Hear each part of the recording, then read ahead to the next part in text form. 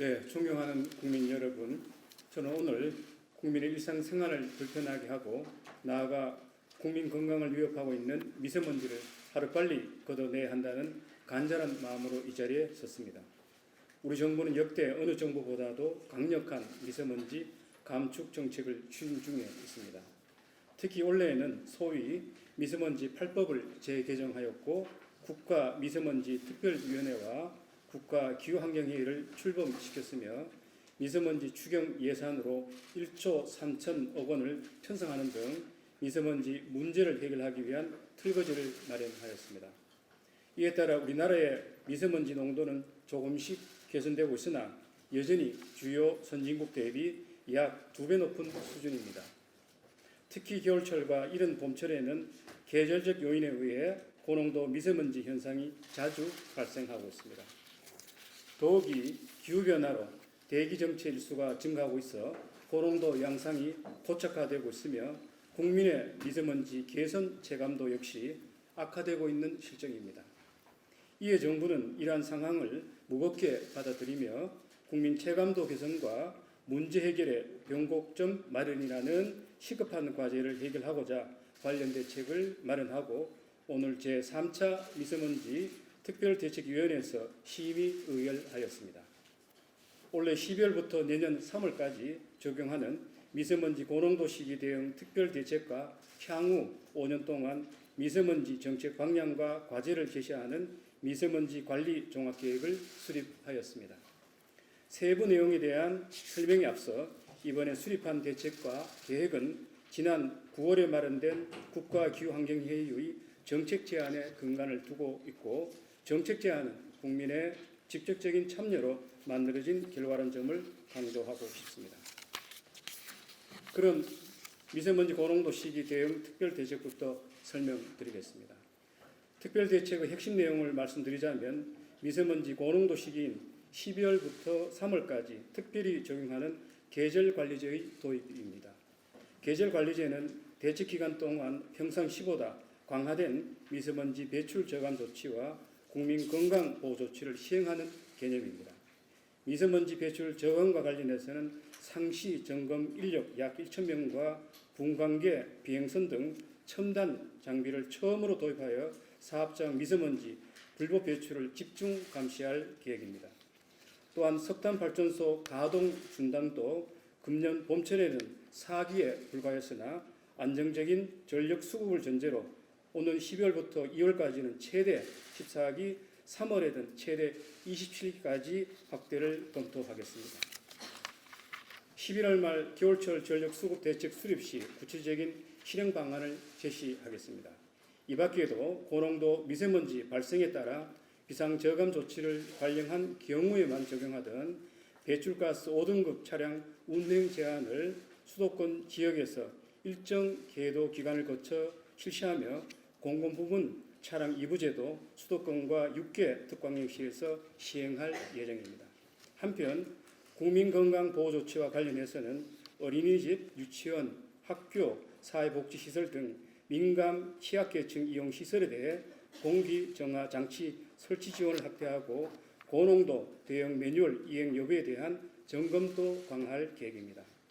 또한 저소득층 5개 근로자 등에 대한 무료 마스크 지급은 물론이고 지하 역사 등 다중이용시설에 대한 실내 공기질 지도 점검도 확대하겠습니다. 이러한 배출 저감과 국민건강보호 조치 외에도 한중 협력 역시 그 어느 때보다도 강화하겠습니다. 최근 중국은 3차례에 걸쳐 강력한 미세먼지 개선 계획을 추진하였습니다. 그 결과 중국의 미세먼지 오염도는 연평균 농도 기준으로 2014년 대비 2018년 약 37% 개선되었으나 여전히 높은 수준입니다. 앞으로 각종 국제회의를 계기로 한중 미세먼지 문제를 지속적으로 정상급 의제하여 중국이 자구 노력을 보다 가속화하도록 유도하겠습니다. 또한 양국 환경부 간에는 12월부터 미세먼지 예보 경보 정보를 공유하는 한편 서울과 베이징 간에는 계절관리제 연계 시행 추진 등 한중 협력 사업을 구체화하겠습니다. 미세먼지 고농도 예상 시기에 이러한 선제적이고 강력한 조치를 시행함으로써 고농도 미세먼지 발생의 빈도와 강도는 낮추고 국민의 체감도는 높일 수 있을 것으로 기대합니다. 그러나 이러한 노력에도 불구하고 기상 여건에 따라서는 언제든지 고농도 미세먼지가 발생할 수 있다는 것이 안타까운 현실입니다. 실제 고농도 미세먼지가 발생하면 고농도 수준에 따라서 단계별로 강화된 조치를 실시하고 그에 맞는 범정부 대응 체계를 구축하여 국민 건강 보호에 만전을 기하겠습니다. 한편 이번 특별대책은 실행력 강화에 특히 방점을 두었습니다. 그간 정부의 대책이 현장에서 제대로 이행되지 않는다는 비판도 적지 않았던 것이 사실입니다. 이에 정부는 대책 기간 내내 국무조정실을 중심으로 범정부 상시 상황점검 관리체계를 가동할 예정입니다. 또한 주기적으로 현장 이행 상황을 확인하고 그 결과도 공개할 방침입니다.